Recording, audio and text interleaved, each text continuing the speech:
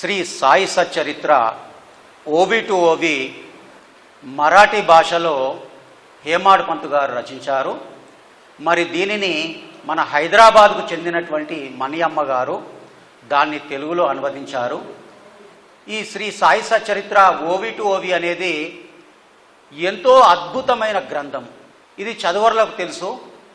ఈ సచ్చరిత్రలో ఎన్నో కఠిన పదాలు, ఆధ్యాత్మిక పదజాలము చాలా అద్భుతంగా ఉంటుంది.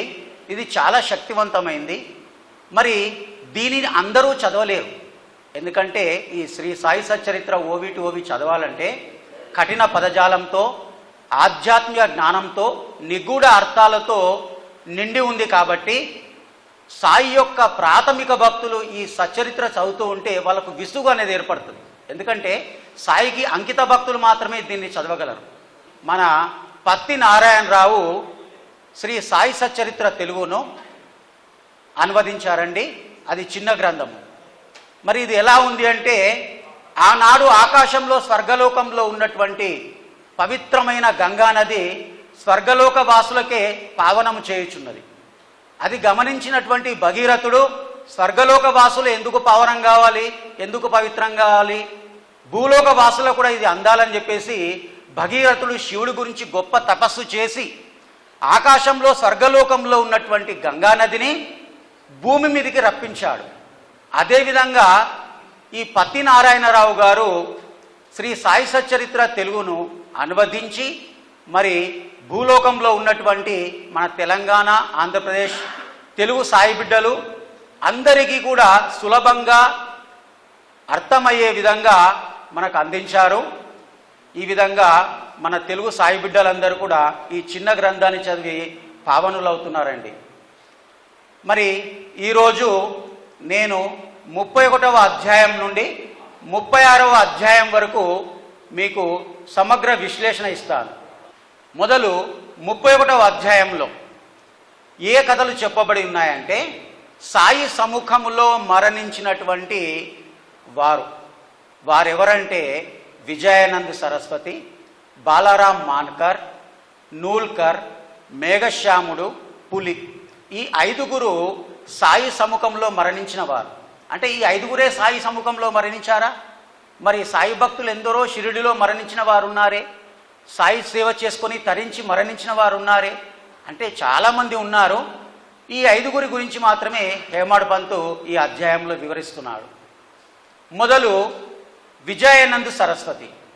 మరి ఇంకొక విషయం ఏంటంటే, సాయి సముఖంలో మరణించడం వల్ల లాభం ఏమిటి అంటే, సాయి గొప్ప యోగేశ్వరుడు.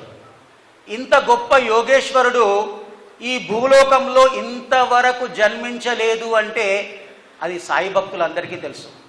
మరి అటువంటి యోగేశ్వరుని వద్ద, పరమాత్మ స్వరూపుని వద్ద ప్రాణాలు విడవడము అనేది అంత సులభమైన సాధ్యమైన పని కాదు.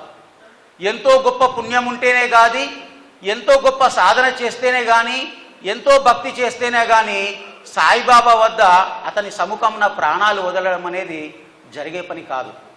మరి ఇక్కడ మొదలు విజయానంద్ సన్యాసి ఏ విధంగా మరి సాయి సముఖంలో మరణించాడనేది తెలుసుకుందాం. విజయానంద్ సన్యాసి మద్రాసు దేశపు సన్యాసి.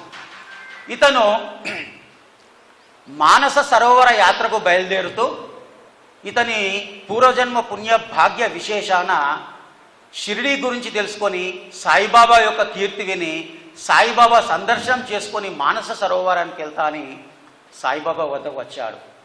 సాయిబాబాను సందర్శించాడు. సాయిబాబాకు సర్వం తెలుస్తుంది. ఈ విజయానంద్ సన్యాసియే, కానీ అతనిలోని లోపములు, అతనిలోని సుగుణములు అవన్నీ కూడా బాబాకు తెలుసు. కాబట్టి బాబా పూర్ణ అంతర్జ్ఞాని కాబట్టి వెంటనే తెలుసుకొని విజయానంద్తో ఏమంటాడంటే, ఈ పనికిరాని సన్యాసిని తరిమివేయుడు, ఇతనితో మనకు సాంగత్యం ఉపయుక్తం కాదు. ఈ 2 మాటలు అన్నాడండి. ఈ పనికిరాని సన్యాసిని తరిమివేయుడు, ఇతనితో సాంగత్యం మనకు ఉపయుక్తం కాదు. ఎందుకు అన్నాడనేది తర్వాత నేను చెప్పే విషయాలు మీకు అర్థమవుతుంది. అతనిలో కొన్ని లోపాలు ఉన్నాయి, తర్వాత మీకు ఈ కథలో వస్తాయి.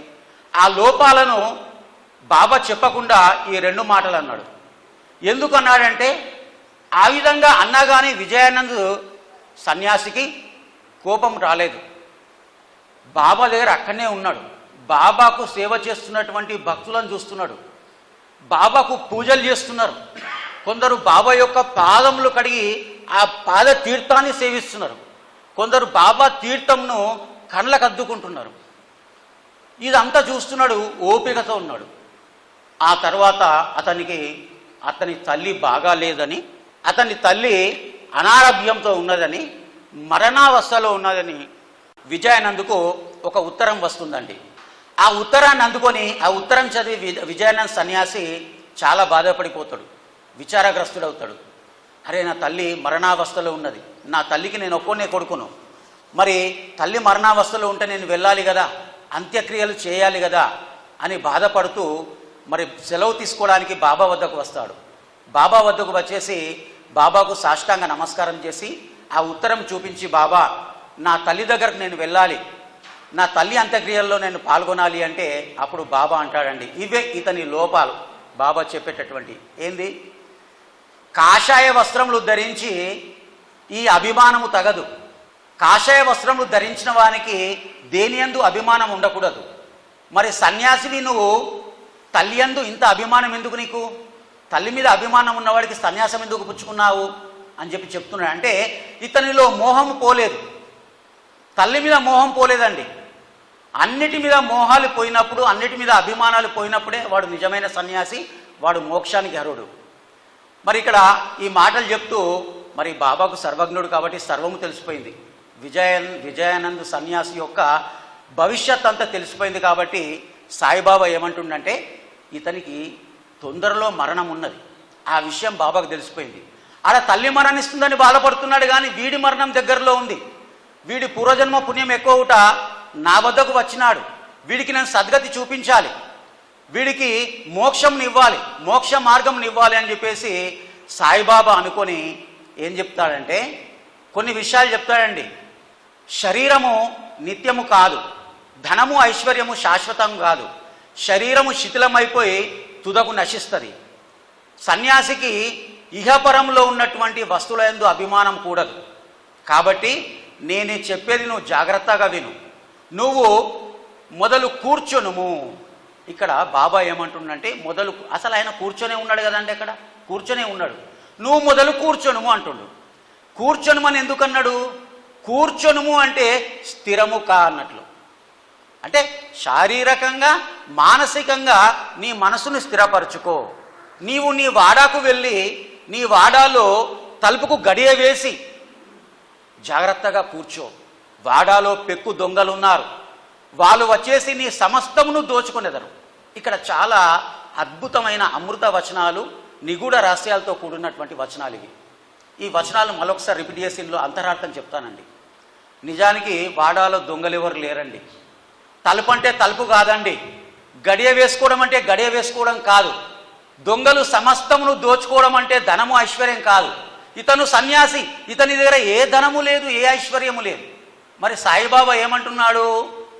నువ్వు వాడాలో పోయి తలుపుకు గడియ వేసుకొని జాగ్రత్తగా కూర్చును, ఓపిక పట్టు, ఆందోళన పడవద్దు. వాడాలో పెక్కు దొంగలు ఉన్నారు. ఇక్కడ పెక్కు దొంగలు అనగా ఎవరు? తలుపు అనగా ఏమిటి, గడియ అనగా ఏమిటి? తలుపు అంటే మనస్సు అండి. ఆ విజయానంద్ సన్యాసి యొక్క మనస్సు, ఇది తలుపు. దీనికి గడియ వేసుకో అంటే బంధించుకో, మనస్సును స్థిరపరచుకో, బంధించుకో. వాడాలో పెక్కు దొంగలు ఉన్నారు. దొంగలంటే దొంగలు కాదండి, అరిషడ్ వర్గాలు. కామము, క్రోధము, లోభము, మోహము, మదము, మాత్సర్యములనేటి ఈ అరిషడ్ వర్గాలు అనే శత్రువులు వాళ్ళే దొంగలండి. వాళ్ళు ఏం చేస్తారు? ఈ తలుపుకు గడియ వేసుకోకపోతే, మనసును బంధించుకోకపోతే ఆ అరిషడ్ వర్గాలు బయట నుంచి వచ్చేసి మొత్తం దోచుకొని పోతారు. ఎవరిని? సన్యాసిని. సన్యాసి దగ్గర ఉన్న ఐశ్వర్యం అదే కదండి, ఈ అరిషడ్ వర్గాల జయమే. ఈ జ్ఞాన సంపదనే అతని వద్ద ఉన్నది. అది కూడా మొత్తం సర్వస్వం దోచుకుపోతే సన్యాసికి ఎంత ప్రమాదకరము. మోక్షం దొరుకుతుందా? ఇతని మరణము త్వరలో ఉన్నది. సాయిబాబాకు అంతా తెలుసు. ఈ విషయాలు చెప్తున్నాడు. చెబుతూ ఇహపరము యందు ఉన్నటువంటి వస్తువుల యందు అభిమానం విడిచిపెట్టు, శరీరము నశిస్తుంది, ధనము ఐశ్వర్యము శాశ్వతము కావు అని ఒక సన్యాసికి చెప్పవలసినటువంటి, సన్యాసి నేర్చుకోవలసినటువంటి, సన్యాసి ఆచరించేటటువంటి మాటలు చెప్పాడండి. మరణము త్వరలో ఉన్నదని ఇంకొన్ని మాటలు చెప్తున్నాడు. అతనికి సద్గతి కలిగించాలా, ఎందుకంటే సన్యాసిగా ఉన్నాడు. చివరి సమయంలో, అంత్య సమయంలో, మరణము దగ్గరగా ఉన్న సమయంలో తల్లి మీద మోహం చెందుతున్నాడు. తల్లి అంత్యక్రియలకు పోతా అంటున్నాడు. వీడి మరణమే ముందున్నది, ఫస్ట్ వీడిని కాపాడాలని చెప్పేసి బాబా ఏం చెప్తున్నాడంటే, నువ్వు ఆందోళన పడవద్దు, నీవు నేను చెప్పినట్లు చేయము, భాగవతమును రేపటి నుంచి శుచిర్భూతుడవై 3 సప్తాహములు పారాయణం చేయము. దేవుడు నీ విచారములను, కష్టములను పారద్రోలి నీకు మోక్షమునిచ్చును అని చెప్పాడండి. బాబా ఇటువంటి మంచి మార్గం ఇచ్చిండు విజయానందుకు. విజయానందుకు పాపం తన మరణం దగ్గరగా ఉందని తెలియదు. మరణకాలంలో ఇటువంటి సద్గ్రంథములను పారాయణం చేసినడలా మనసు శుద్ధి అయిపోయి, పవిత్రమైపోయి మోక్షము దొరుకుతుందండి. ఇది మన హిందూ మత శాస్త్రాల్లో చెప్పబడి ఉంది. మరి విజయానందు బాబా చెప్పినట్లు వినేసి ఆ భాగవత గ్రంథం తీసుకున్నాడు. శుచిర్భూతుడై లెండి తోటకెళ్ళి 3 సప్తాహంలో పారాయణం చేస్తా అని 2 సప్తాహములు మాత్రమే పారాయణం చేశాడండి. ఒక సప్తాహంకు 7 రోజులు, 7 రోజుల్లో పారాయణం కంప్లీట్ చేయాలా. 2 సప్తాహములు అంటే 14 రోజుల్లో పారాయణం చేశాడండి. అప్పటికే బాగా అలసిపోయిండు. వాడాకు వెళ్ళిండు. 2 రోజులు విశ్రాంతి తీసుకున్నాడు. బడే బాబా యొక్క పాదములపై మరణించాడండి. అయిపోయింది, ఆయన మరణం డిసైడ్ అయి ఉంది, బాబాకు తెలుసు, మరణించిండు. కానీ బాబా చేసినటువంటి మేలు ఏ యోగీశ్వరుడు చేయనటువంటి మేలు. ఎందుకంటే త్రికాలజ్ఞుడు సాయిబాబా భూత భవిష్యత్ వర్తమాన కాలాలు అతనికి తెలుసు. అతనికి సద్గతి ఇచ్చిండు. 3 సప్తాహములు పారాయణం చేయమన్నాడు. కానీ 2 సప్తాహములే పారాయణం జరిగింది. 3వ సప్తాహంకు అతని దగ్గర అలసిపోయాడు. ప్రాప్తం లేదండి, అంతే. ఒక విషయం లేదు ఇక్కడ, అలసట బిలసట ఏమి లేదు, ప్రాప్తం లేదు. 2 సప్తాహంలే ప్రాప్తం ఉంది, 2 సప్తాహములు పూర్తి చేసింది. ఇక్కడ మనం తెలుసుకోవాల్సినటువంటిది, ఎందుకంటే బాబా మాటలు, ఆ వాక్యములు, అమృత వచనాలు, ఆ పదాలు, ఆ అక్షరాలు పొల్లుపోవండి. ఇది సచరిత్రలో చెప్పబడి ఉంది. ఇక్కడ నేను చెప్పేది ఏంటంటే 3 సప్తాహములు పారాయణం చేయమని ఎందుకన్నాడు? ఇతని మరణ సమయంలో 3 సార్లు పారాయణం చేయు అంటే ముమ్మాటికి పారాయణం చేయు అని అర్థం. ఈ ముమ్మాటికి అంటే 3 సార్లు అన్నట్లు. ఈ ముమ్మాటికి అనే పదము ఇంతకుముందు చాలా వాడుకలో ఉంటుండే, శాస్త్రాలలో చెప్పబడ్డది. ముమ్మాటికి అనే వాడేవాళ్ళు. ఇప్పుడు ముమ్మాటికి అనే పదం ఎవరు వాడతలేరండి. 100% గ్యారంటీ ఇటువంటి పదాలు వాడుతున్నారండి. ఎందుకంటే పాశ్చాత్య సంస్కృతి వచ్చేసిందిగా, 100% గ్యారంటీగా అవుతుంది. కానీ సాయిబాబా ముమ్మాటికి పారాయణం చేయమన్నాడండి. ఇతను 2 సప్తాహాలు పారాయణం చేశాడు, మరణించాడండి. ఇక్కడ ముమ్మాటికి అంటే మనము 100%గా తీసుకుంటే, 3 సార్లకు 100%గా తీసుకుంటే ఒకసారికి ఎంత అవుతుందండి? 33.3333% అవుతుంది. ఒక్కసారికి 33.333 అయితే 3 సార్లకు 33.333 × 3 అంటే 99.99999 అంటే ఏంది? 100% కదండి. అంటే ఇక్కడ విజయానంద్ సన్యాసి సాధించుకున్నటువంటి ఏంది అంటే 2 సార్లు పారాయణం చేశాడంటే 66.6666% ఆయన సద్గ్రంథం పారాయణం చేశాడు. బాబా చెప్పింది సంపూర్ణంగా పారాయణం చేయలేకపోయాడు. ఆయనకు అంతే ప్రాప్తం ఉంది, అలసిపోయిండు, మరణించిండు. అంటే 67%, సుమారుగా 67% సద్గ్రంథ పారాయణం చేశాడండి. ఇతనికి మోక్షము కలిగిందా అనేది మనం ఆలోచిస్తే మోక్షము కలగలేదనే మనము భావించాలి. ఎందుకంటే బాబా చెప్పిన మాటను సంపూర్ణంగా అనుసరించలేదు. ఎందుకంటే ఇతనికి ప్రాప్తం లేదు, 67% మాత్రమే అనుసరించాడు.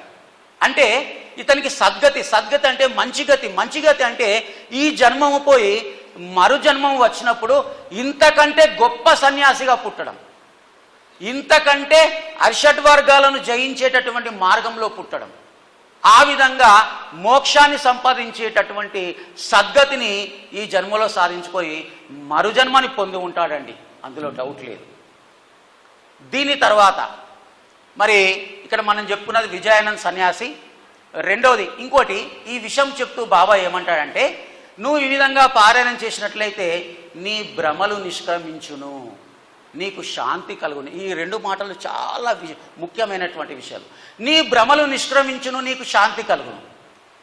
మరి కాకడ హారతిలో సాయిబాబాకు హారతి చేసేటప్పుడు సాయి అష్టకం ఉంటుందండి. ప్రభాత సమయే నభాశుభరవి ప్రభాపాంకలి. అదేవిధంగా లాస్ట్ 8వ శ్లోకం, గురో వినతి మీ కరి హృదయ మందిర యాబస. ఈ 8 శ్లోకములు చదివిన తర్వాత మరి దీన్ని రాసిన వాడు ఎవడండి? శ్రీకృష్ణ జోగేశ్వర భీష్మ రాశాడు. అద్భుతంగా రాశాడండి. కింద ఏమని ఉంటుందంటే, ఆయన ఏం రాస్తుందంటే, ప్రేమేయ అష్టకాశి పడుని గురువర ప్రార్థితీజే ప్రభాతి త్యాంచే చిత్తాసి దేతో అఖిల హరునియా భ్రాంతి మీ నిత్య శాంతి. ఈ 8 శ్లోకములు ప్రాతకాల సమయంలో ఎవరు గురుని వద్ద ప్రార్థిస్తారో వారికి అఖిల హరునియా భ్రాంతి మీ నిత్య శాంతి. అఖిల మొత్తం, హరునియా భ్రాంతి, భ్రాంతులన్నీ పోతాయి, భ్రమలన్నీ పోతాయి, మీ నిత్య శాంతి, నిత్యము శాంతి దొరుకుతుందండి. ఇది జోగేశ్వర భీష్మ రాసినటువంటిది. మరి ఇది ప్రతి సన్యాసి కలిగేటటువంటిది.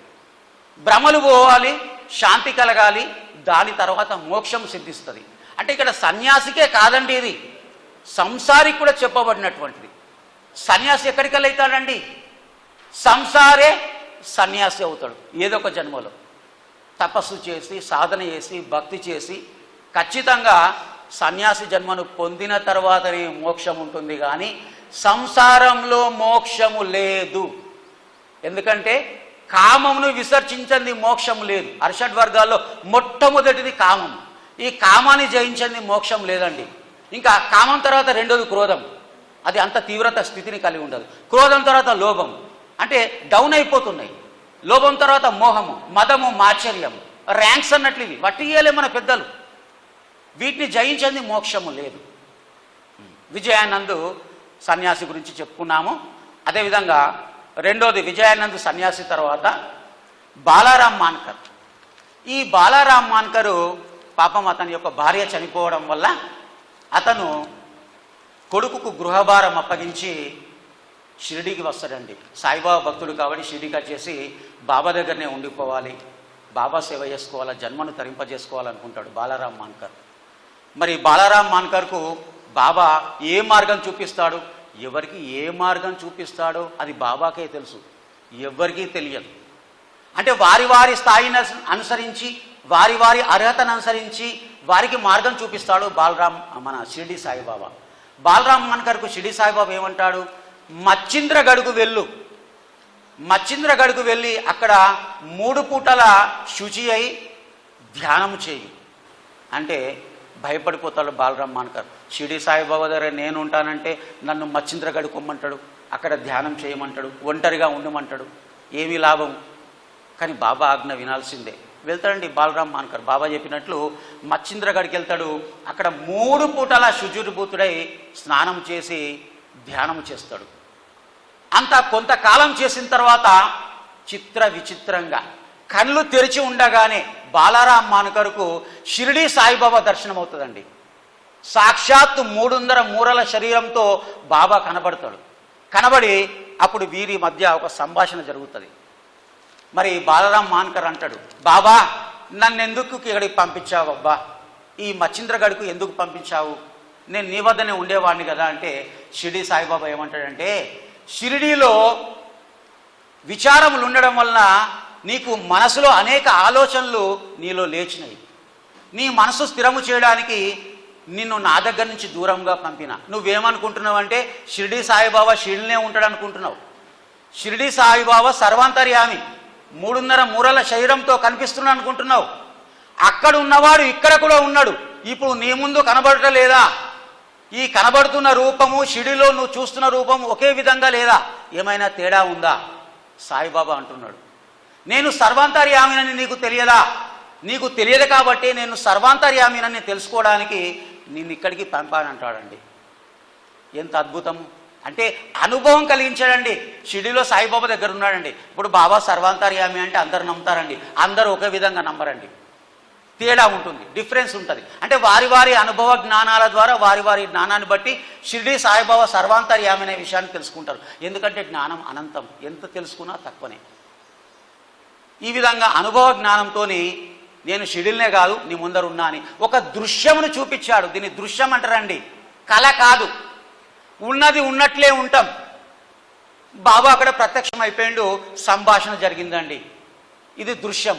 దృశ్యం అంటే ఏంది? ఇటువంటి దృశ్యాలు శ్రీ షిరిడీ సాయి సచ్చరిత్రలో అనేకములు ఉన్నవి. మేఘశ్యాములు కూడా ఒకసారి దృశ్యములు ఇస్తాడు. ఇప్పుడు ఆ సమయం లేదు మనకు, సమయభావం వల్ల నేను అదంతా వివరిస్తలేను. మరి ఈ దృశ్యం అంటే ఏంది? నాకు ఒకసారి ఒక దృశ్యం కలిగిందండి. నేను నా చిన్ననాటి వయసులో ప్రైవేట్ స్కూల్లో టీచర్గా చేసేటప్పుడు నిర్మల్ నుండి మంజలాపూర్ ఒక 4 కిలోమీటర్ల దూరము. అప్పుడు సైకిల్ దొక్కుంటూ వెళ్ళేవానండి. 700 రూపాయల జీతం అని నాకు మంజలాపూర్లో 700 రూపాయల జీతంకు మరి సైకిల్ దొక్కుంటూ పోయేటప్పుడు నాకు అనేక కష్టములు ఆవరించినాయి. ఎన్ని కష్టాలు అప్పుడు! ఓపిక పట్ట, ఎందుకంటే బాబా సహనం అడుగుతాడు కదండి. సహనం వహించినానండి. సహనం వహించి సహనం నశించిపోయింది. అబ్బా, ఇవేమి కష్టాలు, ఇదేమి జీవితం, నేనెందుకు అనుభవించాలి ఈ కష్టాలు, ఇన్ని కష్టాలా అని నా మనసులో ఎప్పుడైతే ఆలోచన తరంగాలు వెలువడ్డాయో అప్పుడు నాకు ఒక దృశ్యం కనబడ్డదండి. అద్భుతమైన దృశ్యం బాబా ఇచ్చిండు. సైకిల్ మీదనే ఉన్నా, తొక్కుతున్నా, పోతూ ఉన్నా, అవన్నీ మాయమైపోయినాయండి. ఉన్నది ఉన్నట్లే మాయమైపోయినాయి. నేను ఎక్కడున్నా అంటే బాబా ఒడిలో ఉన్నా, బాబా యొక్క ఒడిలో పండుకొని ఉన్నా. బాబా నా తలను నిమురుతున్నాడు. ఏ సంభాషణ లేదంటే అక్కడ. నాకు వెంటనే మళ్ళీ దృశ్యం మాయమైపోయింది. మళ్ళీ మామూలు స్థితి, జాగ్రత్త అవస్థ. సైకిల్ దొక్కుతున్నా, మందలాపూర్ పోతున్నా స్కూల్కి. అప్పుడు నాకు అర్థమైంది, అమ్మా నేను బాబా యొక్క ఒడిలో పండుకున్నా అంటే బాబా యొక్క అనుగ్రహము, అతని యొక్క సంరక్షణ నాకు దొరికింది. ఇక నాకు ఏమీ బాధ లేదు, నాకు ఏ చింత అవసరం లేదు. నిజంగానే తర్వాత నా కష్టాలన్నీ పోయినాయండి ఆయన సంరక్షణ ద్వారా. ఇది అండి బాబా ఎక్కడైనా తన భక్తులకు క్షణకాలంలో నమ్మినటువంటి సర్వస్వ శరణాగతి చేసే భక్తులకు ఈ విధంగా దృశ్యాలను ఇప్పించి మార్గాన్ని అందిస్తాడండి. ఈ విధంగా బాలరాం మాన్కర్ కూడా దృశ్యము లభించిన తర్వాత ఆయన సిద్ధుడైనాడండి. ధ్యానం చేశాడు, 3 పూటలు సిద్ధుడైండు. ఇక బాబా వారి వద్దకు షిరిడీకి వచ్చాయండి. షిరిడీకి వచ్చినప్పుడు కూడా మీకు కథలో తెలుసు. మరి ఆయన దగ్గర డబ్బులు లేవు. డబ్బులు లేనప్పుడు సాయిబాబాయే ఆ పల్లెటూరు వాడి వేషంలో మన కంబలి కప్పుకొని లంగోటి కట్టుకొని వస్తాడు. వచ్చేసి డబ్బులు లేవని తెలుసు బాబా కాబట్టి ఆ వేషంలో వచ్చేసి ఆ దాదర్కు పోయే టికెట్ ఇస్తాడండి. అతను బాబాయే, నో డౌట్. ఎందుకంటే టికెట్ ఇచ్చేసి ఫ్రీగా టికెట్ ఇచ్చిండు, మాయమైపోయాడు.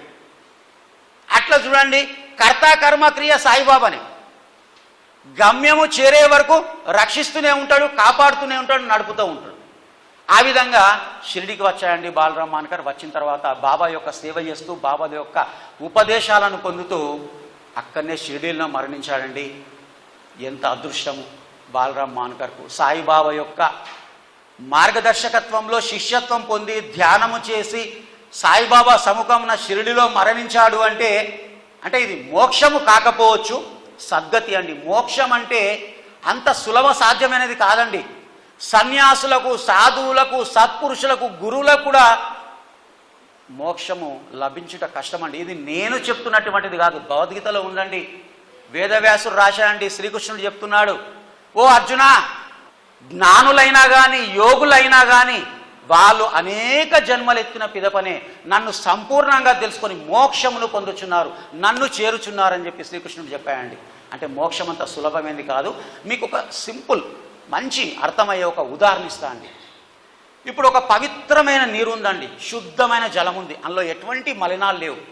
ఆ శుద్ధ పవిత్ర జలమే పరమాత్మ అనుకోండి. శుద్ధ పవిత్ర జలమే పరమాత్మ, అందులో ఎటువంటి మలినం లేదు. పరమాత్మలో ఎటువంటి మలినం ఉండదండి. మరి దానిలో నేనేం చేశానంటే ఒక 3 పవిత్రమైనటువంటి శుద్ధమైనటువంటి నీటి చుక్కలు విడిచాను. అందులో 3 విడిచానండి. అవి ఏమైపోతాయండి? కనబడతాయి, అందులో కలిసిపోతాయి, విలీనమైపోతుంది, మొత్తం అంతటా వ్యాపించిపోతాయి 3 చుక్కలు. మళ్ళీ ఇక్కడ పరిశుద్ధమైన పవిత్రమైనటువంటి మలినం లేని నీరే పరమాత్మ, నేను విడిచినటువంటి 3 చుక్కలు శుద్ధమైన జలము, అవి పరిశుద్ధ జీవాత్మలండి. సాధన చేసినటువంటి భక్తి చేసినటువంటి జీవాత్మలు. ఈ జీవాత్మలు పరిశుద్ధతను కలిగి ఉన్నాయి, పరమాత్మతో సమానమైన పరిశుద్ధతను కలిగి ఉన్నాయి. కాబట్టి పరమాత్మలో కలిసిపోయినాయి. నా 3 చుక్కలు నాకు కావాలంటే దొరుకుతాయండి? మళ్ళీ తీయలేము. మరి ఇదే మోక్షం అంటే, పరమాత్మతో సమానమైన శుద్ధతను ఏర్పరచుకొని పరమాత్మలో కలిసిపోవడమే మోక్షం. మరి నేను అందులో డ్రైనేజీ వాటర్, మలినమైన నీరు 3 చుక్కలు కలిపాను అనుకోండి, ఏమైపోతుందండి? ఆ పరిశుద్ధ జలమంతా కూడా అపవిత్రమైపోతుంది, మనకు కనబడుతుందండి. అరే ఇది సాధ్యమా? 3 చుక్కలు మలినమైన నీరు కలిపితే అదంతా కూడా పరిశుద్ధమైన జలం అపవిత్రమైపోతుంది, పరమాత్మనే అపవిత్రమైపోతాడండి. అది సాధ్యము కాదు, అలా పరమాత్మ చేసుకోడు. కాబట్టి పరమాత్మ ఎవరిని కలుపుకుంటాడండి? తనతో సమానంగా పరిశుద్ధమైన వాడిని తనలో కలుపుకుంటాడు, కానీ మలినమైన నీటి చుక్కల్ని తనలో కలుపుకోడు. ఇది మోక్షం అంటే. మరి బాలారాం గారికి సద్గతి కలిగిందని మనము అనుకోవచ్చు. తర్వాత నూల్కర్ అండి, తాత్యా సాహెబ్ నూల్కర్ చరిత్ర పూర్తిగా చెప్పానండి, మీకు అందరికీ తెలుసు. మరి నూల్కర్ యోగేశ్వర్లను నమ్మడు. నానా సాహెబ్ చందోర్కర్ ద్వారా బాబా వద్దకు పంపించబడతాడు. కానీ అంత ఇష్టం ఉండదు నూల్కర్కు. బాబా సందర్శన చేసుకుంటాడు, బాబా తిడతాడండి, బాబాకు అన్నీ తెలిసిపోతాయి. నూల్కర్ని తిట్టిండు, కోపగించిన తర్వాత నూల్కర్ మాత్రం అక్కడి నుంచి కదలలేదు. నూల్కర్ సామాన్యుడేం కాదు, ఆయన సబ్ జడ్జిగా పనిచేసి రిటైర్మెంట్ అయిండు. నూల్కర్ అక్కడనే ఉన్నాడు. తర్వాత తెలుసుకున్నాడండి, సాయిబాబా అవతార పురుషుడు అనే విషయం తెలుసుకున్నాడు. అక్కడ సద్గ్రంథములు చదివాడు, హిందూ మతం సంబంధించినటువంటి సద్గ్రంథములు చదివి చివరికి షిరిడీలోనే మరణించాడండి. ఏ విధంగా మరణించాడు? ఈయన మరణించేటప్పుడు కొందరు సాయి భక్తులు తెచ్చేసి సాయి పాద తీర్థాన్ని ఇతనికి ఇచ్చారు. ఆ సాయి పాద తీర్థాన్ని తీసుకుంటూ ఇతను మరణించాడు. ఎంత అదృష్టం నూల్కర్ది! మరి ఇతనికి మోక్షము కలిగిందా? కలిగిందండి. ఇది నేను చెప్తున్నటువంటిది కాదు. నూల్కర్ ఎప్పుడు మరణించాడో అక్కడ షిరిడి సాయిబాబా అన్నాడు, అయ్యో తాత్యా సాహెబ్ నూల్కర్ మనకంటే ముందే పోయాడు. తాత్యా సాహెబ్ నూల్కర్ మనకంటే ముందే పోయాడు, అతనికి పునర్జన్మము లేదు. ఎంత అదృష్ట భాగ్యం అండి! అన్నిటికంటే ఈ ప్రపంచంలో గొప్పది మోక్షమేనండి. కానీ మనకు ఆ విషయం తెలియదండి. తెలియదు కాబట్టి సంసార జీవితే మన జీవితం అంతా, ఎప్పుడు కోరికల వెంబడే మన జీవితం అంతా. సన్యాసులకు, సాధువులకు, యోగులకు తెలుస్తుంది కాబట్టి వాళ్ళు నిస్సంగులు అవుతారు, ప్రాపంచిక విముఖత కలిగి ఉంటారు, అన్నిటినీ త్యజిస్తారు. మోక్షం కంటే గొప్పది లేదు. ఎందుకంటే జన్మమెత్తినము అంటే మన పూర్వజన్మలో చేసుకున్నటువంటి పుణ్య పాప కర్మలన్నింటినీ సుఖ దుఃఖ రూపంలో మనం అనుభవించవలసిందే. మన చేతిలో ఏమీ లేదు. మనం అనుకుంటాం, నేను జాబ్ కొట్టినా, నేను కష్టపడ్డా, నేను జాబ్ కొట్టినా, నేను ఒక భార్యను, అందమైన భార్యను చేసుకున్నా, నా కొడుకు నా బిడ్డ చాలా బాగున్నారు, నేను మంచి భవనము కట్టుకున్నా. ఇవన్నీ కూడా మనము చేసినటువంటివి కాదండి, మన పూర్వజన్మలో చేసుకున్నటువంటి పుణ్యము ఫలము వల్ల ఈ జన్మలో సుఖములు కలుగుచున్నది. మన పూర్వజన్మలో చేసుకున్నటువంటి పాప ఫలముల వల్ల ఈ జన్మలో రోగాలు, బాధలు, దరిద్రం అనే దుఃఖాలు వచ్చున్నవి. ఇది సత్యం. తర్వాత పులి అండి. మరి మేఘశ్యాముడికి మరుజన్మం లేదు, మోక్షం కలిగింది. మరి అదేవిధంగా నూల్కర్కు పునర్జన్మం లేదు, మోక్షం కలిగింది. విచిత్రం ఏంటంటే వీళ్ళందరూ మనుషులు. ఇప్పుడు పులి అండి, ఇది మృగము. ఈ పులి జన్మ కానీ, మృగ జన్మలు కానీ, పశు జన్మలు కానీ మనుష్యుడు తన జీవితంలో చేసిన పాప కర్మల వల్ల వస్తాయండి. భగవద్గీతలో చెప్పబడ్డది, తామస గుణముల వల్లనే జంతు జన్మలు వచ్చుచున్నవి. ఇక్కడ పులి అనేది అది అంతకుముందు మానవ జన్మలో ఏదో దుష్కర్మ చేసిందండి. దాని గురించి నేను మీకు క్లియర్గా చెప్తాను. చాలా అద్భుతమైన పరమార్థం ఉంటుంది, చాలా అద్భుతమైన తత్వం ఉంటుంది అందులో. ఇప్పుడు నాకు ఎందుకంటే సమయం లేదు. దీని తర్వాత 32వ అధ్యాయం ఉంది, చాలా ప్రాముఖ్యతను కలిగినటువంటి అధ్యాయం. ఆ అధ్యాయాన్ని నేను సంపూర్ణంగా వివరిస్తాను. చివరికి సమయం ఉంటే ఈ పులి గురించి, తర్వాత పులే కాకుండా అక్కడ మనకు 2 బొమ్మలు కనబడుతున్నాయండి సాయిబాబాకు. కుడివైపుకు పులి, మన అశ్వము. అశ్వం అంటే దాని పేరేందండి? శ్యామ్ సుందర్. శ్యామ్ సుందర్, శ్యామకర్ణ, 2 పేర్లు. ఎందుకంటే దాని చెవులు నల్లగా ఉండే కాబట్టి శ్యామకర్ణ అని పిలిచేవారు. శ్యామ్ సుందర్ అని బాబా దానికి పేరు పెట్టాడండి. ఇటు పక్కకు ఎడం వైపేమో పులి ఉందండి. ఈ 2 మృగములు మాత్రమే సాయిబాబాకు వచ్చినాయి, సాయిబాబా వద్దకు వచ్చాయండి. సాయిబాబా వద్దకు వచ్చి ఆ మృగ జన్మల్లో ఎత్తినప్పటికీ అవి మోక్షాన్ని పొందాయి. ఈ పులి మరి భయంకరమైన వ్యాధితో బాధపడుతూ బాబా దగ్గరకు ఏదో పూర్వజన్మ పుణ్య విశేషం లేదే యోగేశ్వర్ల దగ్గరికి వెళ్ళలేము. సాయిబాబా యొక్క సందర్శనం అంత సులభ సాధ్యమైన పని కాదు. మీకు అందరికీ తెలుసు, సాయిబాబా భక్తులకు తెలుసు. షిరిడి పోదామంటే పోలేమండి, డబ్బులు బాగా ఉంటాయి, కారు ఉంటుంది, పెట్రోల్ ఉంటుంది. షిరిడి పోదామంటే పోలేమండి, ఎందుకంటే సాయిబాబా యొక్క దర్శనము దుర్లభము అని శ్రీ సాయి సచ్చరిత్రలో చెప్పబడ్డది. మరి ఇక్కడ పులి సాయిబాబా సందర్శనం చేసుకున్నదండి. అది భయంకరమైన వ్యాధితో బాధపడుతుంటే దాన్ని పెంచి పోషించేటటువంటి, దాన్ని ఆడించేటటువంటి 3 దర్విషులు బాబా వద్దకు తీసుకొచ్చారు. ఎందుకంటే సాయిబాబా చూపుతోనే అనేక రోగాలు పోతున్నాయి. మరి ఈ పులి యొక్క రోగం పోగొట్టడా అని చెప్పేసి పులిని ఆ రోగం పోగొట్టడానికి సాయిబాబా వద్దకు తీసుకొస్తే ఆ పులి బాబా పాదాల చెంతనే ఆ ద్వారకామాయి మెట్ల మీదనే మరణించిందండి. దానిదెంత పుణ్యమో. పులిని తీసుకొచ్చారు, పులి ద్వారకమాయి మెట్లెక్కిందండి. బాబా నిలబడి ఉన్నాడు మెట్ల పైన. పులి బాబాను చూసింది, బాబా పులిని చూశాడండి. ఇద్దరి కళ్ళు కలిసినాయండి. బాబా కళ్ళ నుంచి కాంతి వెలువడ్డది. ఆ కాంతిని తట్టుకోలేక పులి మరణించింది. పులి మరణించే ముందు దాని తోకను 3 సార్లు మెట్లకేసి కొట్టుకున్నదండి, మరణించింది క్షణకాలంలో. అంటే అది చాలా అవస్థలో ఉంది, చాలా భయంకరమైన వ్యాధితో బాధింపబడుతుంది. దానికి ఏ ఔషధం లేదు, తగ్గలేదు. కానీ సునాయాసమైన సుఖకరమైన మరణమును ప్రసాదించిండు పులికి. పులి మోక్షం పొందిందండి. ఇది విచిత్రమైన విషయం. పులి మోక్షం పొందడం ఏంది? మోక్షం అనేది ఎక్కడ దొరుకుతుందండి? మానవ జన్మలోనే దొరుకుతుంది. ఎప్పుడు దొరుకుతుందండి? అరిషడ్ వర్గాలు సంపూర్ణంగా జయించినప్పుడే, పూర్ణ అధికారి అయినప్పుడే మోక్షం దొరుకుతుందండి. మరి మానవ జన్మ కాదే పులిది. పులికి ఎలా మోక్షం దొరికింది? ఎవరికీ దొరకనటువంటి మరణము సాయిబాబా పాదాల వద్ద దొరికిందంటే పులికి ఒక్కదానికే దొరికిందండి, ఇంకెవరికి దొరకలేదు. ఇప్పుడు 32వ అధ్యాయంకి వెళ్దామండి. ఇది మొత్తం సచ్చరిత్రలో ఉన్న 52 అధ్యాయాలలో ప్రాముఖ్యతను కలిగి ఉన్నటువంటి అధ్యాయము. ఇందులో 3 కథలు ఉన్నాయి. ఒకటి బాబా అన్వేషణము, గోఖలే వారి భార్య ఉపవాసము, బాబా సర్కారు. ఇవి మామూలు కాదండి, ఇవి కథలు కాదు. సాయిబాబా కథలు చెప్పినట్లు చెప్పాడు. కానీ ఈ 3 కథల అంటే మధ్యలో గోఖలే వారి భార్య ఉపవాసం ఉంది. అది ఈ రెండిటి మధ్యలో అడ్డంలో గుడవరకలాగుందండి. అంటే ఈ 2 చాలా గొప్ప కథలు, మంచి తత్వమును కలిగి ఉండి పరమార్థాన్ని కలిగి ఉన్నటువంటి కథలు. మధ్యలో గోఖలే వారి భార్య ఉపవాసం అనేది చిన్న కథ. అది ముందు చెప్పేసి ఈ 2 నేను కంటిన్యూ చేస్తాను. గోఖలే వారి భార్య షిరిడీకి వచ్చి బాబా దగ్గర ఉపవసించిందండి. నేను హోలీ నాడు ఉపవాసం ఉంటాను అనుకుంది. హోలీ తెల్లారితే హోలీ నాడు అంటే పౌర్ణమి కదండి. అది ఆ పౌర్ణమి రోజు ఫాల్గుణ పౌర్ణమి అంతే కదండి హోలీ. ఆ రోజు ఉపవాసం ఉంటానని నిర్ణయించుకుంది. ఎందుకంటే హిందూ మతంలో ఉపవాస దీక్షలు ఉంటాయి. కానీ బాబాకు ఉపవాసం అంటే నచ్చదండి. ఎందుకు నచ్చది అనేది మీకు నేను చెప్తాను మళ్ళీ.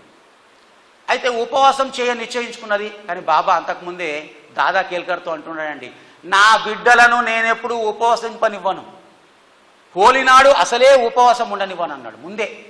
దాదా కేల్కర్తో చెప్పాడు. ఆ దాదా కేల్కర్ ఇంటికే వచ్చిందండి. ఆ దాదా కేల్కర్ ఇంటికే ఈమె వచ్చిందండి, గోఖలే వారి భార్య. వచ్చేసి హోలీ నాడు ఉపవాసం ఉంటాను నిర్ణయించుకున్నది.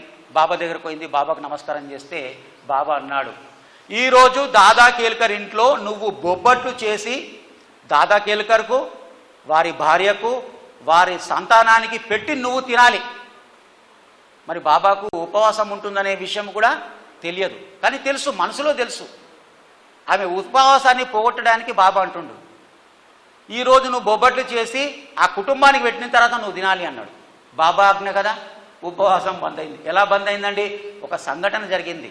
దాదా కేల్కర్ యొక్క భార్య ఆ రోజు రజస్వల, పనికి రాదు, దూరం ఉండాల్సిందే, పనికిరాదు, ఇంట్లో వంటకు పనికిరాదు. కాబట్టి వెంటనే ఈమె అక్కడ వంట చేసింది, బొబ్బట్లు చేసింది, కుటుంబానికి పెట్టింది, తను తిన్నదండి. అంటే ఈ విధంగా ఉపవాసాన్ని మాన్పించిందండి.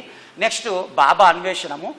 ఈ బాబా అన్వేషణం అనేది ఏం చెప్తుందంటే, బాబా దేవుణ్ణి ఎలా వెతికిండు, బాబాకు గురువు ఎలా దొరికిండు, బాబా ఎలా తపస్సు చేసిండు, గురువు యొక్క శిక్షణలో బాబా ఎలా వృద్ధి చెందిండు, అదేవిధంగా బాబా సర్కారు, బాబా యొక్క కీర్తి ఏంది, బాబా మనకు ఉపదేశం ఇవ్వవలసినది ఏమిటి అనేది ఇందులో ఉందండి. బాబా ఏమంటాడంటే బాబా అన్వేషణంలో, ఒకానొకప్పుడు మేము నలుగురము మత గ్రంథములు చదువుచు ఆ జ్ఞానముతో బ్రహ్మము నైజము తర్కించ మొదలెడితిని. ఒకానొకప్పుడు మేము నలుగురము మత గ్రంథములు చదువుతూ ఆ జ్ఞానముతో బ్రహ్మము యొక్క నైజము, బ్రహ్మం యొక్క తత్వము, పరమాత్మ తత్వం గురించి తర్కించ మొదలెడితిని. అందులో మొదటివాడు ఏమంచున్నాడు, ఆత్మను ఆత్మచే ఉద్ధరించవలను కానీ ఇతరులపై ఆధారపడరాదు అని. రెండవ వాడు ఏమంచున్నాడు, మనసు స్వాధీనం అందించుకున్నవాడే ధన్యుడనియు, మన భావములను ఆలోచనలను మనం ముక్తులమైనచో మనకంటే ఏదియు కూడా ఈ ప్రపంచంలో లేదు అని చెప్పాడు. మూడోవాడు ఏమంటున్నాడు, ఈ ప్రపంచమంతా సదా పరిణామశీలమైనదనియు, కాబట్టి మనము నిరాకారమే శాశ్వతమని తెలుసుకోవాలా, సత్యాసత్య విచక్షణం అవసరం అని చెప్పాను. మరి నాలుగవ వారు ఎవరు, షిరిడి సాయిబాబా. ఇతనేమనుచున్నాడు, నీకు విధింపబడిన కర్మను నీవు పూర్తి చేసి తనువును అంటే శరీరమును, మనమును మనస్సును గురువు పాదములపై పెట్టి శరణు వేడవలెను. గురువే దైవము, గురువే సర్వమును వ్యాపించిన వాడు, ఇట్టి ప్రత్యయం ఏర్పడటకు దృఢ విశ్వాసం అవసరము అనెను. ఇవి నలుగురు సద్గురువుల యొక్క 4 సిద్ధాంతాలు. అబ్బా, మనం మత గ్రంథాల నుంచి వెతుకుతే ఇవి బయటపడతాయి. మొదటి సద్గురువు ఎవరు, వేదవ్యాసుడు. ఏమంటున్నాడండి బాబా, ఏం చెప్తున్నాడు, ఆత్మను ఆత్మచే ఉద్ధరించవలెను కానీ ఇతరులపై ఆధారపడరాదు అని. ఇది భగవద్గీతలో ఉన్నదండి. ఉద్ధరేదాత్మనాత్మానం ఒక శ్లోకం ఉందండి. ఉద్ధరేదాత్మనాత్మానం అంటే ఆత్మను ఆత్మచే ఉద్ధరించవలను కానీ ఇతరులపై ఆధారపడరాదు. అంటే ఆత్మ తనకు తానే మిత్రువు, తనకు తానే శత్రువు. ఈ ఆత్మ పుణ్యకర్మలు చేసిందనుకోండి, మంచి జన్మలు వస్తాయి, ఉత్తమమైన జన్మలు, సుఖకరమైన జన్మలు వచ్చి తర్వాత మనం దైవాన్ని తెలుసుకొని మోక్షాన్ని పొందుతాం. అట్లా కాకుండా ఈ ఆత్మ పాపకర్మలు చేసిందనుకోండి, హీనమైన జన్మలు వస్తాయి, హీనమైన దుఃఖకరమైన రోగగ్రస్తమైన జన్మలు వస్తూ మనిషి అధోపాతాళానికి పడిపోతాడు. కాబట్టి ఇది భగవద్గీతలోని సిద్ధాంతం. భగవద్గీతలోని సిద్ధాంతం అంటే ఎవరి సిద్ధాంతం అండి, వేదవ్యాసుని సిద్ధాంతమే. అది వేదవ్యాసుని సిద్ధాంతం. ఇక రెండోవాడు ఏమంచున్నాడు, బాబా ఏం చెప్పుతున్నాడు, మనస్సును స్వాధీనమందు ఉంచుకున్నవాడే ధన్యుడనియో, మనము భావముల నుండి ఆలోచనల నుండి ముక్తులమైనచో మనకంటే వేరైనది ఏదీ లేదని చెప్పేసి చెప్తున్నాడండి. ఇది ఎవరు చెప్పారండి, యేసుక్రీస్తు. ఇక్కడ ఒక విషయం అండి, అంటే మీకు ఏంది ఈ మతాలన్నీ తీసుకొచ్చి చెప్తున్నాడు అని మీరు అనుకోవచ్చు. నేను మతాల గురించి చెప్పడం అని కాదండి, సర్వ మతాలలో ఒకే దైవాన్ని చూడగలిగే స్థితి పొందడమే సంపూర్ణ ఆధ్యాత్మికత అండి. ఇది షిరిడి సాయిబాబాకు ఉంది. దాన్ని మనం అనుసరిస్తే, ఎందుకంటే మనం అనుసరించలేదనుకోండి, మీకు తెలుసు సాయిబాబా ముస్లిం, సాయిబాబా ఫకీర్ అనుకుని బాబా దగ్గరికి వెళ్ళిన వాళ్ళని బాబా కోపగించాడండి, దగ్గరికి రానియలేదండి. హాజీ సిద్దిక్ ఫాల్కే మీకు తెలుసు కదా, 9 నెలలు దర్శనం కలగనివ్వలేదు, మెట్లెక్కనివ్వలేదు. అతని గర్వం అణిగిపోయిన తర్వాతనే అతన్ని దగ్గర తీసుకొని అతన్ని ఆదరించింది. ఇక్కడ యేసుక్రీస్తు ఏమని చెప్పుచున్నాడు, మనసును స్వాధీనం అందించుకున్నవాడే ధన్యుడు. అంటే మనసును స్వాధీనం అందించుకోవాలంటే అరిషడ్ వర్గాలు జయించాల. మనము భావముల నుండి ఆలోచనల నుండి ముక్తులమైనచో మనకంటే వేరైనదేదీ లేదని చెప్పాను. అంటే మనకంటే వేరైనదేదీ లేదంటే మనమే ప్రపంచమంతా వ్యాపించి ఉన్నాం, మనమే సర్వాంతర్యామి. ఏమంటున్నాడండి, నీకు విధింపబడిన కర్మను నీవు పూర్తి, ఫస్ట్ డూ యువర్ డ్యూటీ. నీకు విధింపబడిన కర్మను నువ్వు పూర్తి చేసి తనువును అంటే శరీరమును, మనమును అంటే మనస్సును గురువు పాదములపై పెట్టి శరణు వేడవలెను.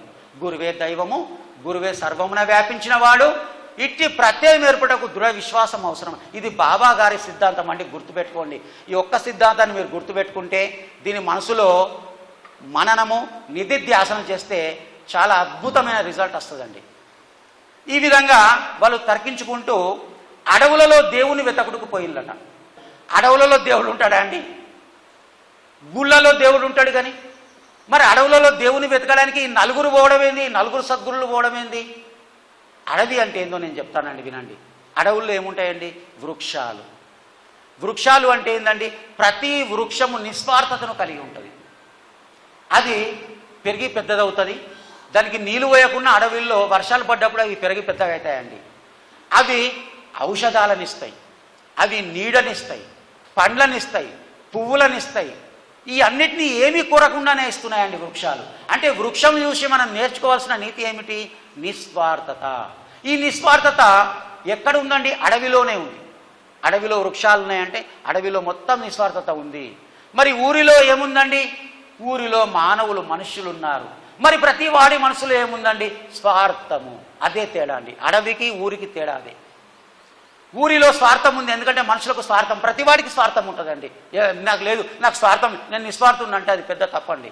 ఏదో ఒక స్వార్థం ఉంటుందండి. మరి నిస్వార్థత ఎక్కడ ఉంది? అడవుల్లో ఉంది. ఈ నిస్వార్థతలో, నిస్వార్థ జీవితంలో వాళ్ళు దేవుని వెతకుటకపోయిందండి. దేవుని కనుగొనాలంటే నిస్వార్థ జీవితమే మొదటి మెట్టు, గుర్తుపెట్టుకోండి. అందుకోసం అడవిలో వాళ్ళు దేవుని వెతకడం అంటే ఇది ఒక తత్వము. నిస్వార్థ జీవితంలో దేవుని వెతికిందట. మరి అప్పుడు ఏం జరిగింది? ఒక బంజారా వాడు, ఒక అడవి మనిషి అక్కడికి వచ్చాడు. ఈ నలుగురు దగ్గరికి వచ్చాడు. అడవి మనిషి, అడవి మనిషి అంటే ఇక్కడ అడవి మనిషి కాదండి, ఇదంతా ఒక తత్వము. ఇదంతా జరగలేదండి, ఇదంతా ఒక సాయి తత్వము. ఆ బంజారా వాడు అడవి మనిషి అంటే కోయవాడు, వాడికి అడవి అంతా అంటే అడవి మొత్తం తెలుస్తుందండి. అడవిలో ఎక్కడ ఏ దారులు ఉన్నాయి, ఎక్కడ ఏ చెట్లు ఉన్నాయి మొత్తం తెలిసిన వాడు అడవి మనిషి అండి. వీళ్ళకి తెలియదండి, ఈ నలుగురు సద్గురులకు తెలియదు. ఆ బంజారా వాడు వచ్చేసి అంటున్నాడు, మీరు ఎటు పోతున్నారు, ఎంత దూరం పోతున్నారు, ఏమి తెలుసుకోవడానికి పోతున్నారు అంటే అప్పుడు ఈ నలుగురు ఆయనకు చెప్పదలుచుకోలేదండి. ఎందుకంటే ఆయన బంజారా అడవి మనిషి కదా, ఆయనకు నాగరికత ఉండదు కదా, ఏం తెలియదు కదా, ఆయనకెందుకు చెప్పాలా అని చెప్పేసి ఏదో సమాధానం ఇచ్చారండి.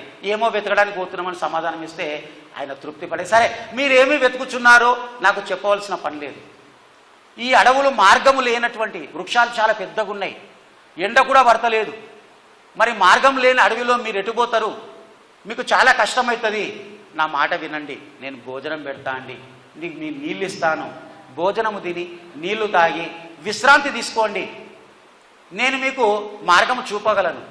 చిన్నదానికి కానీ పెద్దదానికి కానీ మార్గము చూపడానికి ఎవడో ఒకడు ఉండాలి, మార్గదర్శి ఉండే తీరవలను, నేను మీకు మార్గం చూపిస్తా అంటున్నాడండి. అప్పుడు వీరు నలుగురు కూడా వినరండి. మాకు తెలుసు, మా తెలివితేటలు మాకున్నాయి, మేము అడవుల్లో దేవుని వెతుకుతామని చెప్పేసి వెళ్ళారండి. వెళ్ళేసి అలా అలా అలా అడవుల్లో వెళ్ళి వెళ్ళి వెళ్ళి తిరిగి తిరిగి తిరిగి వారి అదృష్టవశాన మళ్ళీ అక్కడికే తిరిగి వచ్చారట. సచ్చరిత్రలో చెప్పబడ్డది. ఎలా వెళ్ళిల్లో తిరిగి తిరిగి అక్కడికే వచ్చారంటే చూడండి, ఇలా వెళ్ళి వెళ్ళి వెళ్ళి తిరిగి తిరిగి అక్కడికే వచ్చారంటే ఏంటంటే జీరో జీరో. అంటే వీళ్ళు ఆ నిస్వార్థ జీవితంలో దేవుణ్ణి వెతుకుంటూ వెతుకుంటూ వెతుకుంటూ మళ్ళీ అక్కడికి వచ్చారంటే వీళ్ళు ఏమీ సాధించలేదు. జీరో జీరో అంటే ఏంది? నిష్ఫలము. వీళ్ళేం సాధించలేరని అక్కడ తెలుస్తున్నది. తర్వాత మళ్ళీ ఆ బంజారా వాడు వచ్చాడండి. ఆ అడవి మనిషి వచ్చేసి, నా మాట వినండి, ఎందుకు ఇంత కష్టపడుతున్నారు, ఎండ బాగా ఉంది, ప్రయాస పెడతారు ఎందుకు, నా మాట వినండి, భోజనం పెడతా, నీళ్ళు ఇస్తా, భోజనం తినండి, నీళ్ళు తాగండి అంటే వీళ్ళు ముగ్గురు వినకుండా వెళ్ళిపోయారండి. మాకు తెలుసులా, మేము వెతుకుంటాం దేవుణ్ణి అని. సాయిబాబా మాత్రం విచిత్రపోయాడు. ఇతను నిస్వార్థంగా నాకు భోజనం పెడతా అంటుండు, ఇతను నిస్వార్థంగా నాకు నీళ్ళు ఇస్తా అంటుండు, నాకు మార్గం చూపుతా అంటుండు, నిస్వార్థంగా ఇట్లా ఇతరులకు సేవ చేయడంలోనే, దాన్ని స్వీకరించడంలోనే జ్ఞానానికి ప్రథమ సోపానం అని తెలుసుకున్నాడండి షిర్డీ సాయిబాబా. ఆయన యొక్క గొప్పతనం అది. వెంటనే ఆయన భోజనము పెట్టింది తిని, ఆయన ఇచ్చిన నీళ్లు తాగాడండి, విశ్రాంతి తీసుకున్నాడు.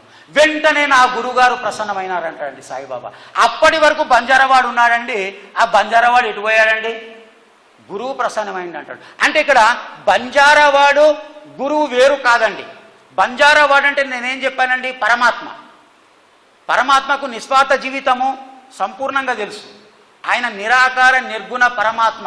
మరి ఈ పరమాత్మ ఎక్కడికి వచ్చాడండి? ఈ నలుగురు హృదయాల్లో వచ్చాడు. ఈ నలుగురు కూడా ఏకకాలంలోని వారు కాదు, వేరువేరు కాలాల్లోని వారు. వీళ్ళు తపస్సు చేసేటప్పుడు, సాధన చేసేటప్పుడు, భగవంతుడి ప్రార్థన చేసేటప్పుడు నలుగురు హృదయాల్లో అంతర్యామిగా ఉంటాడు పరమాత్మ. చెప్పుతున్నాడు, అరే ఎందుకురా నాన్న, నేను మీకు ఆదరిస్తా, భోజనం పెడతా, నీళ్ళు ఇస్తా, తాగండి, మీకు మార్గం చూపిస్తా అంటే ఈ ముగ్గురు వెళ్ళిపోయాడండి. వాళ్ళ హఠమా విధంగా ఉండేను. కానీ సాయిబాబా మాత్రం ఆయన పెట్టిన భోజనం తినడండి, నీళ్ళు తాగాడండి. గురువు ప్రసన్నుడైండు వెంటనే.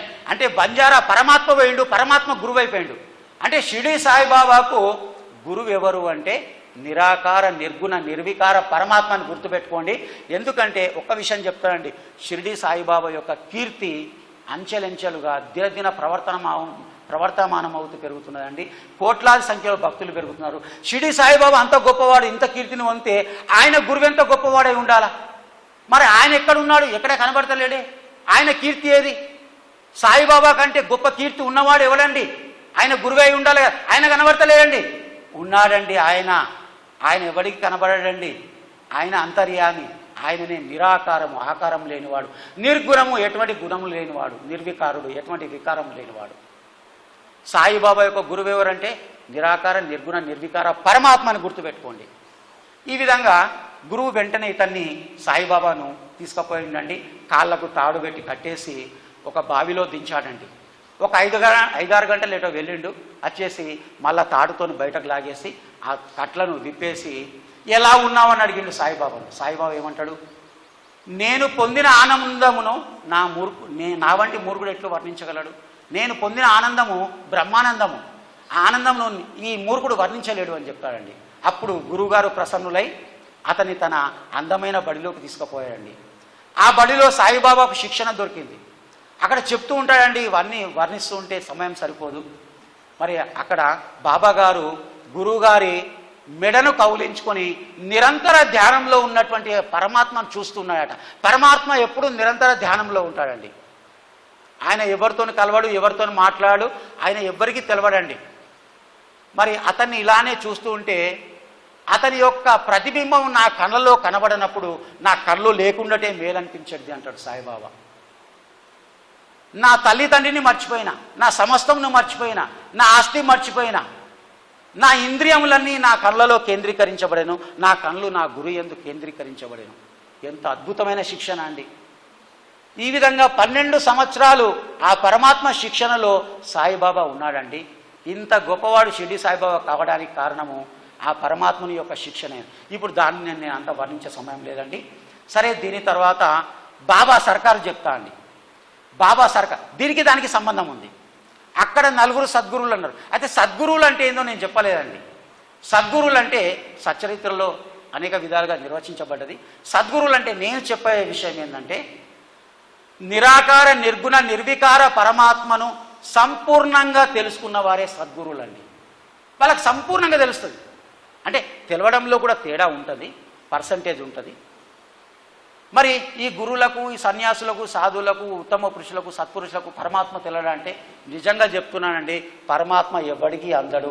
ఇదే సంపూర్ణ జ్ఞానము. పరమాత్మ ఎవరికి అందడండి. మరి పరమాత్మ గురించి చాలామంది చెప్తున్నారు కదా, వేదాలు చెప్తున్నాయి కదా, ఉపనిషత్తులు చెప్తున్నాయి కదా, అవి కొంత వరకే వర్ణిస్తున్నాయి. సంపూర్ణంగా పరమాత్మను ఎవరూ తెలుసుకోలేరు. సంపూర్ణంగా పరమాత్మను తెలుసుకున్న వారే సద్గురువులు. వాళ్ళు లోకానికి మార్గదర్శనం ఇవ్వడానికి మతాలను ఏర్పరిచారు. ఇక్కడ బాబా సర్కారు కథ. బాబా యొక్క సర్కారులో బాబా ఏమంటున్నానంటే, నేను ఒకప్పుడు చిన్ననాటి సమయంలో భుక్తి కొరకు బీడ్గాం అనే ఊరిపోయినా, అక్కడ ఒక యజమాని వద్ద నాకు పని దొరికింది. నాకంటే ముందు 3 సేవకులు ఉండే. మరి నేను చేసే పని ఏంటంటే బట్టల మీద అల్లిక పని. నాకంటే ముందు 3 సేవకులు ఉండే. ఆ యజమాని మేము చేసే సేవకు ప్రతిఫలాన్ని ఇచ్చిండు, జీతం ఇచ్చిండు. మొదటి వానికి 50 రూపాయల జీతము, రెండో వానికి 100 రూపాయల జీతము, మూడో వానికి 150 రూపాయల జీతము, 4వ వాడిని నేను ఎంత కష్టపడ్డానంటే ఆ 3 చేసేటటువంటి సేవ ఏదైతే ఉందో ఆ 3 యొక్క మొత్తములకు 2 అనగా 2 పని చేశానండి. కాబట్టి ఆ 3కి ఇచ్చే జీతం 50 + 100 + 150 ఎంత అవుతాయండి? 50 + 100 + 150 300 అండి. ఈ 300కు 2 జీతం, 600 రూపాయలన్న జీతం నాకు ఇచ్చాడంటాడండి సాయిబాబా. తర్వాత బాబా ఇంకా చెప్తున్నాడండి, మానవుడిచ్చినది త్వరలో సమసిపోవును కానీ దేవుడిచ్చినది శాశ్వతంగా ఉండును. దేవుడిచ్చేది శాశ్వతంగా ఉంటుంది, మానవుడిచ్చింది ఈరోజు ఉంటుంది, రేపు పోతుంది. అదేవిధంగా బాబా వారు ఇంకా చెప్తున్నారండి, ఇంకా చాలా విషయాలు చెప్తున్నాడు. నా శరీరం మట్టిలో కలుస్తుంది, ఊపిరి గాలిలో కలుస్తుంది, నేను ఎక్కడికో పోయేదను, ఎక్కడో కూర్చుండదను, ఇట్టి అవకాశం తిరిగి రాదు. నేను ఎక్కడికో పోయేదను, ఎక్కడికో పోతాడండి. ఎక్కడ బాబా యొక్క కీర్తన జరుగుతుందో అక్కడికి పోతాడండి. ఎక్కడ బాబా యొక్క సంకీర్తన జరుగుతుందో అక్కడ కూర్చుంటాడండి. ఇప్పుడు ఇక్కడ బాబా యొక్క సంకీర్తన జరుగుతుంది, ఇక్కడ బాబా వారు కూర్చుంటారండి. ఈ విధంగా బాబా వారు చెప్తూ పోతున్నాడండి.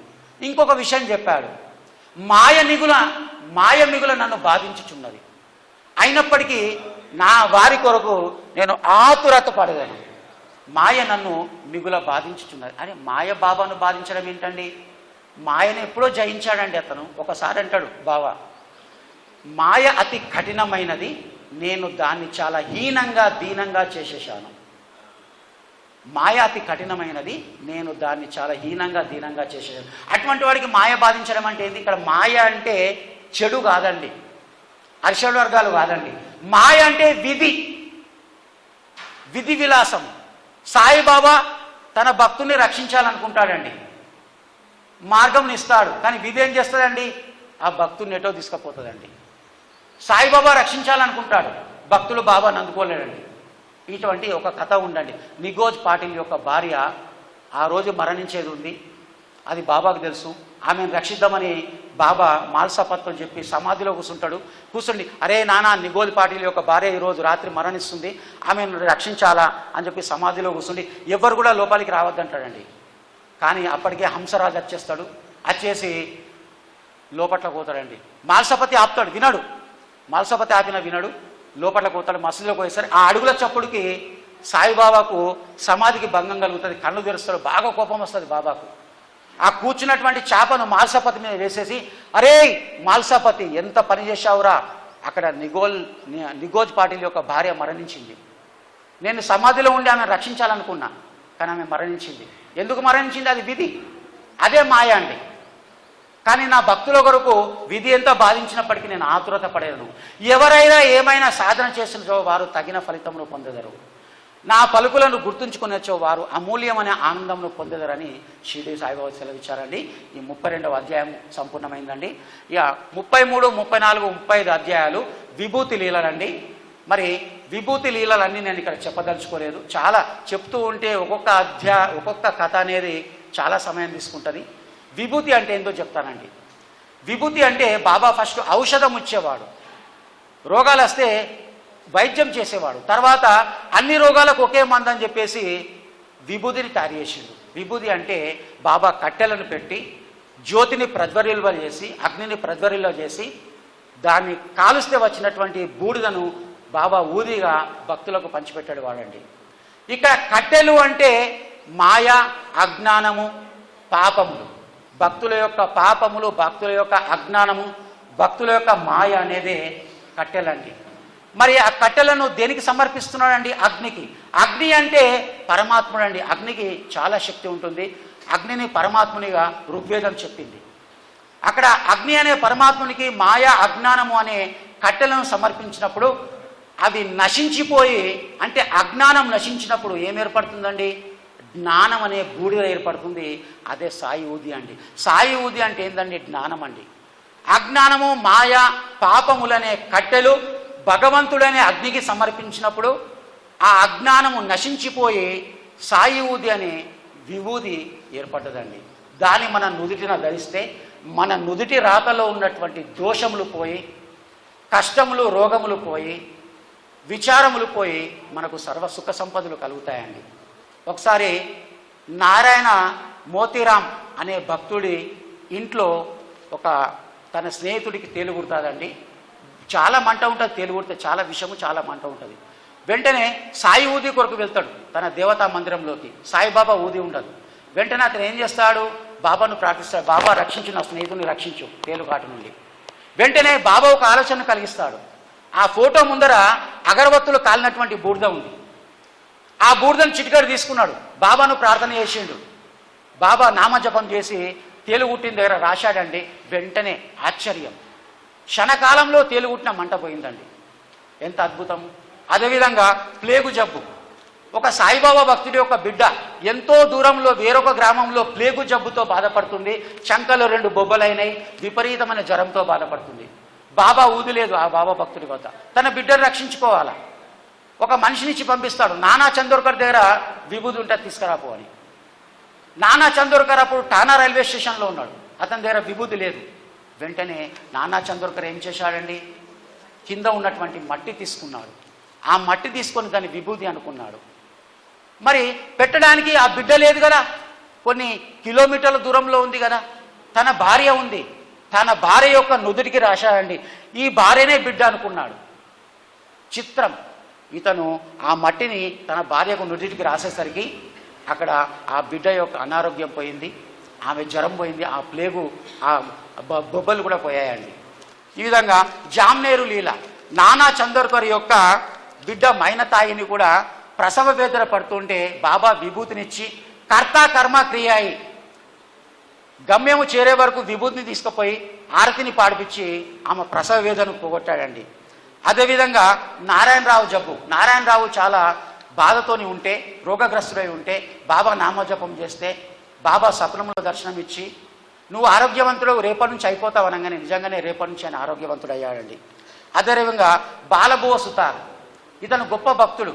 బాబాకు ఎక్కడనో భజన చేసి అందరి దేవతలతో పాటు బాబా ఫోటోకు మొక్కినప్పుడు బాబా ఇతన్ని గుర్తుపెట్టుకున్నాడండి. ఫోటోకు మొక్కుతే బాబా ఇతన్ని గుర్తుపెట్టుకున్నాడు. తర్వాత 4 సంవత్సరాల తర్వాత షిరిడీకి వెళ్ళి సాయిబాబా సందర్శనం ఆయన చేసుకున్నప్పుడు బాబా ఏమంటాడంటే ఇతను నాకు 4 సంవత్సరాల నుంచే తెలుసు అన్నాడు. అంటే ఇతను మరి బాబా దర్శనం చేసుకోవడం మొదటిసారి, బాబాను చూడడం మొదటిసారి. ఒకసారి గుర్తు చేసుకున్నాడు, 4 సంవత్సరాల క్రితం నేను షిరిడి ఎక్కడ వచ్చానండి, నేను భజన జరిగినప్పుడు ఒకరి ఇంట్లో సాయిబాబా చిత్రపటానికి నమస్కారం చేశాను. అంటే నేను చిత్రపటానికి నమస్కారం చేయగానే నన్ను గుర్తుపెట్టుకున్నాడని చెప్పేసి అక్కడ బాబా సర్వాంతర్యామి అనే విషయాన్ని తెలుసుకున్నాడండి. అప్పాజీ కులకర్ణి, ఇతను కూడా బాబా భక్తి చేసి బాబా మార్గంలో రక్షింపబడ్డాడండి. హరిబాబు కర్ణి, బాబాకు దక్షిణ ఇచ్చిన తర్వాత మెట్లు దిగిన తర్వాత ఇంకొక రూపాయి ఇవ్వాలనే విషయం గుర్తుకొస్తుందండి. కానీ మెట్లు దిగిన తర్వాత నేను మెట్లకి పోవద్దని చెప్పేసి ఆయన మళ్ళీ వెళ్ళిపోతుంటాడు. వెళ్ళిపోతున్నప్పుడు ఒక దేవాలయం పోయి, కాలారాముడి దేవాలయం పోయి బయటకు వచ్చేటప్పుడు అక్కడ నరసింహ మహారాజు బయటకు వచ్చి తన శిష్యుల్ని విడిచిపెట్టి ఇతన్ని పట్టుకొని, ఇతను ముంజేయి పట్టుకొని నా రూపాయి నాకు ఇవ్వు అన్నాడండి. ₹1 బాబాకు దక్షిణ ఇస్తా అంటే అక్కడ బాబాకి ఇవ్వలేకపోయిండు. కానీ ఇక్కడ నరసింహరాజు మహారాజు తను తీసుకున్నాడండి. అంటే ఒక గురువు చేయనటువంటి కార్యము ఇంకో గురువు చేయడము, అంటే గురువులందరూ ఒకటైన విషయం ఇక్కడ మనకు స్పష్టమవుతున్నదండి. అదేవిధంగా డాక్టర్ మీనల్లుడు, ఇతను భయంకరమైనటువంటి రాచకురుపుతో బాధపడుతుంటే బాబా విభూతి ద్వారా అది తగ్గించబడ్డదండి. డాక్టర్ పిల్లే, ఇతనికి నారీ పుండైందండి. గినియా పురుగులు 7 పురుగులు మాంసంలో ఉండి మాంసంను తినుకుంటూ అనేక బాధను అనుభవిస్తూ ఉంటే ఆ బాధను భరించలేక పిల్లే బాబా దగ్గరికి వచ్చి బాబా నన్ను రక్షించు, ఈ బాధను నాకు మరు జన్మలకు 10 జన్మలకు నాకు ఇచ్చేసేయు, ఈ జన్మకు నేను బాధ భరించలేనంటే బాబా ఏమంటాడంటే 10 జన్మలకు నీవు అనుభవించాల్సిన అవసరం లేదు, 10 రోజుల్లో పోగొడతా అని చెప్పేసి బాబా యొక్క ప్రేమాస్పదమైన చూపు దాని మీద వేసి దాని మీద చేయి పెట్టేసి ఈ ఊది రాయుడు ఆ నారి కూర్పు మీద 10 రోజుల్లో తగ్గిపోతుంది అంటాడండి. 10 రోజుల్లో తగ్గిపోతుంది. అదేవిధంగా శ్యామ మరదలు, శ్యామ యొక్క మరదలు అంటే బాబాజీ శ్యామ యొక్క తమ్ముడు, ఆయన భార్యకు ప్లేగు జబ్బు వస్తే బాబా విభూది పంపిస్తే ఒక్క రాత్రిలోనే ఆ విభూది నుదుటికి రాసుకొని నీళ్ళలో కలిపి తాగినంతనే ఆ ప్లేగు జబ్బు, ఆ జ్వరం అనేది పోతుందండి. కాక యజమాని ఠక్కర్, ఇతను బాబా నమ్మడు. కాక మహాజనితోని బాబా వద్దకు వచ్చి బాబా చేసిన లీలలను చూసి ఇతను కూడా మారిపోయాడండి. అదేవిధంగా బాంద్రా అనిద్ర రోగి, ఇతనికి నిద్రపోతుంటే తన చనిపోయినటువంటి తండ్రి కలలో వచ్చి చాలా బాధిస్తూ ఉంటాడండి. తిట్లు శాపాలు అలా తండ్రి, మరి ఈయన ఏం తప్పు చేసిండో, తండ్రికి సేవ చేసుకోలేదేమో, ఈ బాధ భరించలేక నిద్రలేని రాత్రులు గడుపుతాయండి. ఎవరో ఒక సాయి భక్తుడు ఊది ఇచ్చి ఇగో నీ నుదుటికి రాత్రి పండుకునేటప్పుడు రాసుకొని ఈ పొట్లెములో ఊది పెట్టేసుకొని తల దిండు కింద పెట్టి నిద్రపోతే నీకు మంచి నిద్ర పడుతుందని చెప్తే అదేవిధంగా చేస్తాడు. మంచి నిద్ర పడుతుందండి. అప్పటి నుంచి అతనికి అలా తండ్రి ఎప్పుడు కనిపించలేదు, అలా తండ్రి ఎప్పుడు తిట్టలేదండి స్వప్నంలో. తర్వాత బాలాజీ పాటిల్ నేవాస్కర్, ఈ నేవాస్కర్ బాబా యొక్క గొప్ప భక్తుడండి. సచరిత్రలో చదువుతుంటే మనకు తెలుస్తుంది. ఇతను ఒకరోజు తన ఆవు కొట్టములో పాము ప్రవేశించినప్పుడు ఆవులన్నీ బెదరుతూ ఉంటే మరి నేవాస్కర్ ఏం చేశాడండి, కుటుంబం అంతా భయపడిపోతున్నారు, ఎందుకంటే పాము విషజీవి. నేవాస్కర్ మాత్రం పాము దగ్గరికి వెళ్ళాడండి. అందులో బాబా ఉన్నాడని భావించాడు. బాబా ఈ అలజడి ఏమిటి, మమ్మల్ని ఎందుకు భయపెడుతున్నావు, ఎందుకు బుసగొడుతున్నావు, ఇగో ఈ గిన్నెడు పాలు తాగు, శాంతించు అని ఇచ్చాడండి. దగ్గరికి పోయాడు పాము దగ్గరికి, కానీ పాము వెంటనే శాంతించిందండి. ఆ పాములో ఉన్న సాయిబాబా అనుగ్రహం దొరికిందండి. ఆ పాము ఎక్కడికి వెళ్ళిపోయిందో ఎవరికి అర్థం కాలేదు, అంతర్ధానం అయిపోయింది. అదేవిధంగా 36వ అధ్యాయము, ఇందులో సింపుల్ ఏమి లేదండి. ఇద్దరు గోవా పెద్ద మనుషులు బాబా దగ్గరకు వస్తారు. మొదటి వాడి దగ్గర బాబా 15 రూపాయలు దక్షిణ అడుగుతాడు, 15 రూపాయలు ఇచ్చేస్తాడు. ఇంకో పెద్ద మనిషి 35 రూపాయలు ఇస్తే బాబా తీసుకోడండి. తీసుకోక వీరిద్దరి యొక్క చరిత్రలు చెప్తాడండి బాబా. గోవా పెద్ద మనిషి ఎందుకు వచ్చిండు, 15 రూపాయలు నేను ఎందుకు దక్షిణ తీసుకున్నా, అదేవిధంగా 35 రూపాయలు ఇస్తున్నటువంటి వాడి దక్షిణ నేను ఎందుకు తీసుకోలేదు, ఆయన ఎందుకు వచ్చిండు, ఆయన చరిత్ర ఏందనేది సాయి సచ్చరిత్రలో చెప్పబడదండి. ఇది చాలా అద్భుతము. ఇక్కడ నేను చెప్పే ఒకటే ఒక విషయము, పరమార్థం ఏంటంటే ఈ కథలు చెప్పేటప్పుడు ఈ 15 రూపాయలు దక్షిణ తీసుకున్నటువంటి వ్యక్తి యొక్క కథ చెప్పేటప్పుడు అతడు అని చెప్తాడండి. అతడు తనకు ఉద్యోగం వస్తే తన మొదటి జీతాన్ని దత్తాత్రేయునికి ఇస్తా అని మొక్కుకుంటాడు. అతనికి నిజంగానే ఉద్యోగం వచ్చింది.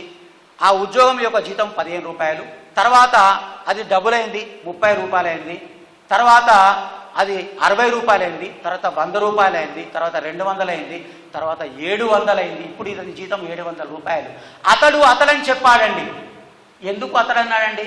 ఇంకొక ఆయన వచ్చిండు కదా, గోవా పెద్ద మనిషి. అతని కథ చెప్పేటప్పుడు ఆయన ఎందుకు వచ్చిండో చెప్పేటప్పుడు నేను అని చెప్పాడండి. ఇక్కడ డిఫరెన్స్ అదే. ఈ మొదటి వాడికి అతడు అన్నాడండి, ఈ రెండో వానికి నేను అని చెప్పాడండి. ఇక్కడ డిఫరెన్స్ మనం గమనించాల.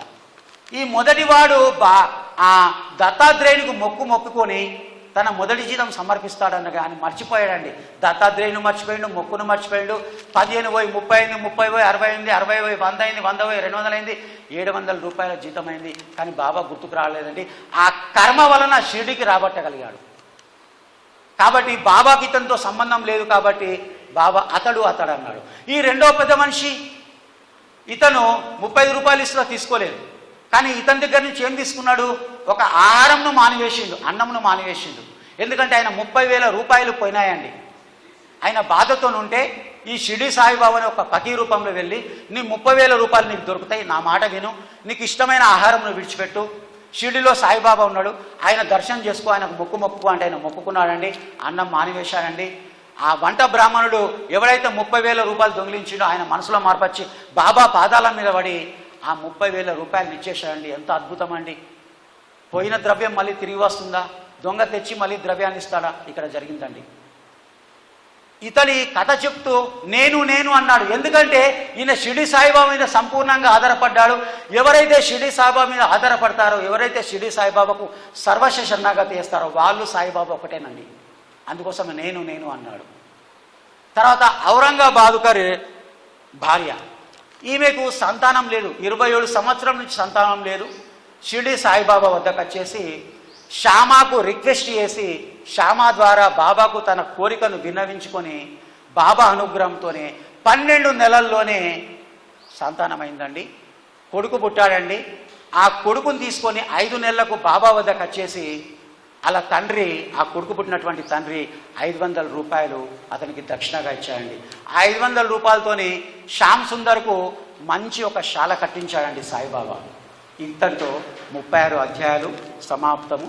శ్రీ సచ్చిదానంద సద్గురు సాయినాథ్ మహారాజ్ కీ జై.